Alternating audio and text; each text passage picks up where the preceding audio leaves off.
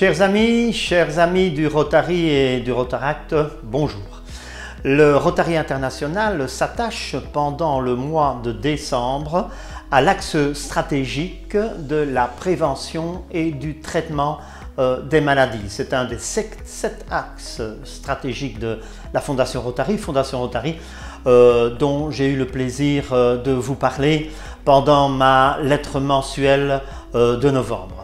Alors vous le savez, même si le sapin de Noël ici nous invite à d'excellentes fêtes, nous sommes quand même encore en train de vivre des moments difficiles dans cette pandémie avec énormément de contraintes. Mais cela ne doit pas nous faire oublier que dans le monde, 400 millions de personnes n'ont pas accès encore aux soins de santé. Alors là, pour tout citoyen, pour toute rotarienne, tout rotarien, tout rotaractien, tout rotaractienne, eh bien, c'est inadmissible. Le droit à la santé est un droit imprescriptible. Et vous le savez, les maladies, nous le vivons chaque jour, apportent la souffrance, mais bien souvent dans ces pays de par le monde en voie de développement, non seulement c'est la souffrance, mais aussi c'est la misère, c'est la pauvreté. Alors le Rotary ne peut pas admettre cela, naturellement, comme tout mouvement de service.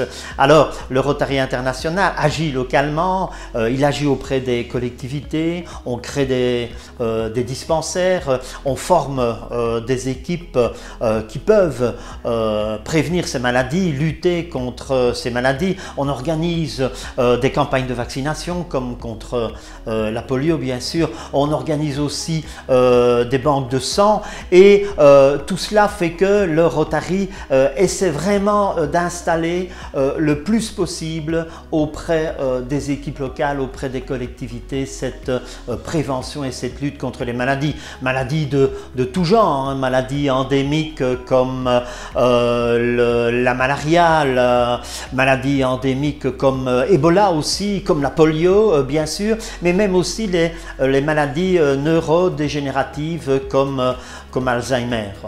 Et il faut véritablement que nous soutenions cette lutte par notre apport à la Fondation, comme je vous en parlais précédemment. Car soutenir la Fondation, ce n'est pas seulement soutenir des actions sur le plan international, c'est aussi soutenir des actions chez nous, dans nos populations occidentales. Ainsi, vous n'ignorez pas que la Fondation octroie des bourses à des professionnels de la santé qui veulent effectuer à l'étranger un stage pour améliorer encore leurs compétences, que ce soit en matière pédiatrique, que ce soit pour la lutte contre le cancer, dans des cas difficiles et spécifiques de travail sur l'hématologie, etc.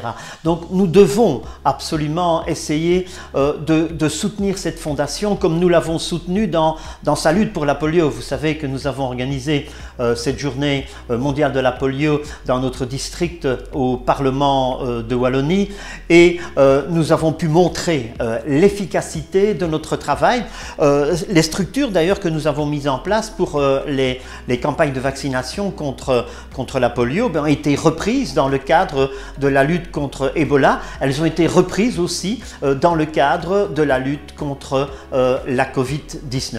Et je voudrais vous inviter à regarder cette vidéo que vous pouvez trouver, tout public peut trouver sur MyRotary, le site du Rotary International, rotary.org. Vous verrez cette vidéo explique les grandes lignes de l'action du Rotary International en ce qui concerne la prévention et le traitement des maladies.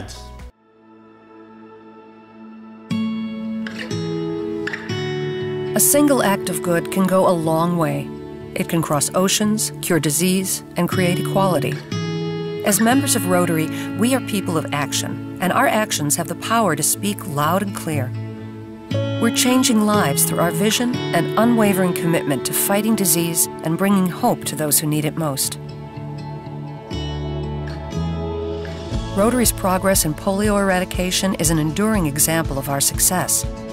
Building a global infrastructure and activating a network of volunteers capable of connecting the right people and inspiring action.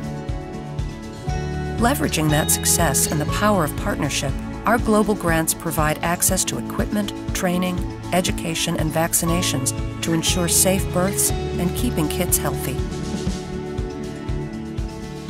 Rotary Club members unite to create a world where our disease prevention and treatment programs aren't just changing lives, they're saving lives, providing surgeries and health assessments through practical and compassionate treatment.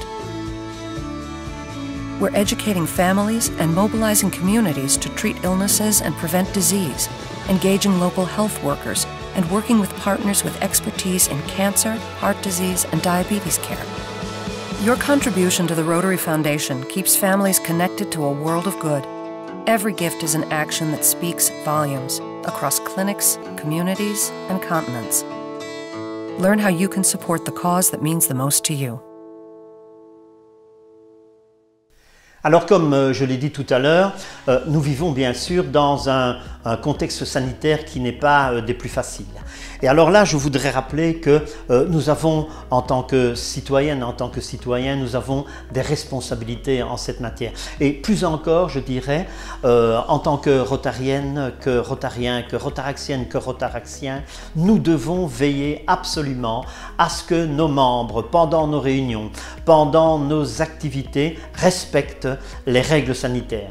Il en va de la crédibilité de notre mouvement, mais il en va surtout de la santé de toutes et de tous, de nos membres, de leurs familles, de vos familles, des bénéficiaires qui nous entourent, des partenaires de notre action. Il faut que le Rotary se montre particulièrement vigilant en ce domaine.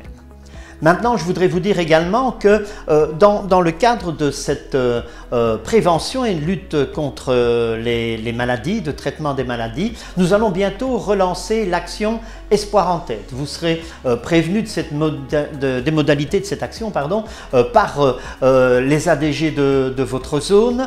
Cette action, vous le savez, elle se fait en faveur de la lutte contre la maladie d'Alzheimer et comme chaque année, nous aurons le plaisir d'assister en famille à la projection d'un dessin animé dans un de nos centres culturels ou dans un de nos centres cinématographiques préférés. Bientôt donc vous aurez davantage de précisions, mais ça devrait se dérouler aux alentours du 20 mars 2022. Enfin voilà, c'est bientôt Noël, c'est bientôt la Saint-Sylvestre. Je vous souhaite bien sûr d'excellentes fêtes de fin d'année. J'espère qu'elles seront moins tristes que celles de 2020. Nous avons en effet la nécessité vraiment de pouvoir nous retrouver en famille, de vivre sereinement ces moments qui sont particulièrement privilégiés. J'espère que ces moments vous permettront de vous ressourcer et de pouvoir reprendre de plus belle avec encore plus de dynamisme et encore plus de robustesse. L'année qui s'annonce, cette année 2022, c'est déjà 6 mois maintenant de mon mandat de gouvernorat, 6 mois presque. Mais je suis persuadé que vous trouverez toute la sérénité et toute la dynamique nécessaire pour repartir de plus belle en 2022.